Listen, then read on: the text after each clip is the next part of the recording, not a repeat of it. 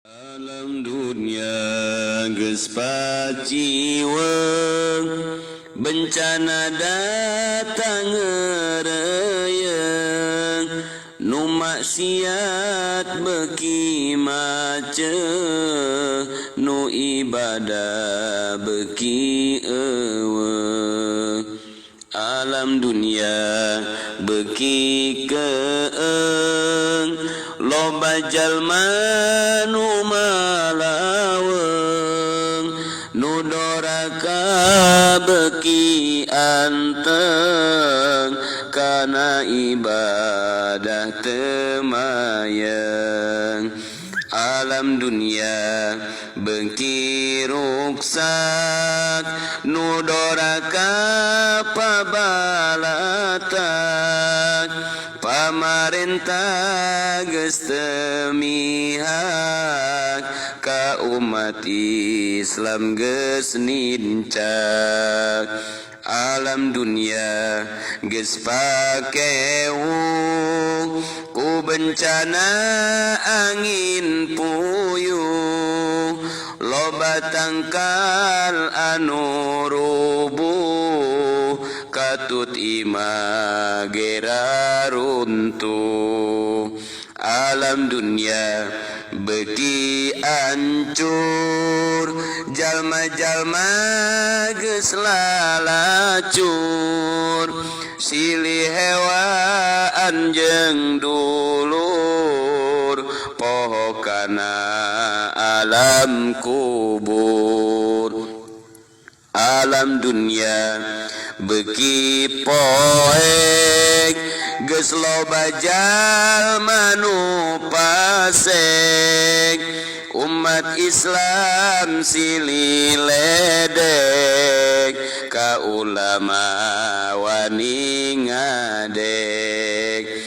Alam dunia beuki angar, loba jalma anu sasar, kana takdir geus teu sadar, maksiat dianggap wajar.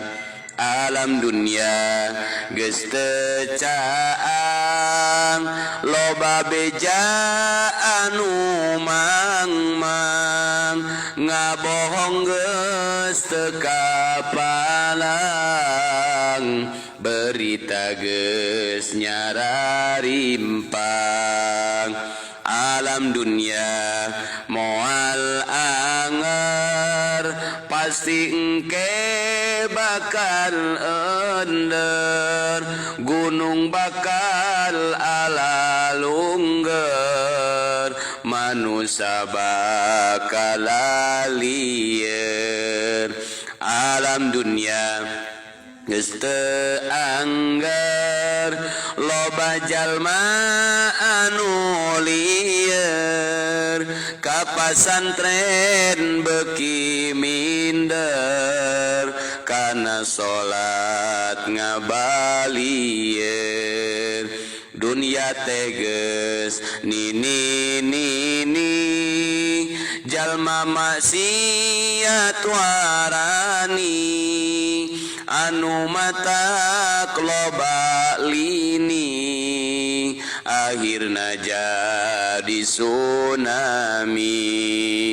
Ku dunia loba kabengbat, mun roh kaburu sakarat, moal ditarima tobat, cilaka dunia akhirat. Masjid mah ngajar rapat, jamaahna ukur karpet, ngisi otak amal, ngisi kotak amal koret, akhirna hirup samporet. Dunia geus tereh kiamat, awewe ngaku muslimat, tapi tara nutup aurat, kade kabur urus sakarat dunia geus tere kiamat hayu gancang geura tobat geura jauhan maksiat mebagya dunia akhirat Rabbana dhalamna anfusana wa illam taghfir lana wa tarhamna lanakunanna minal khasirin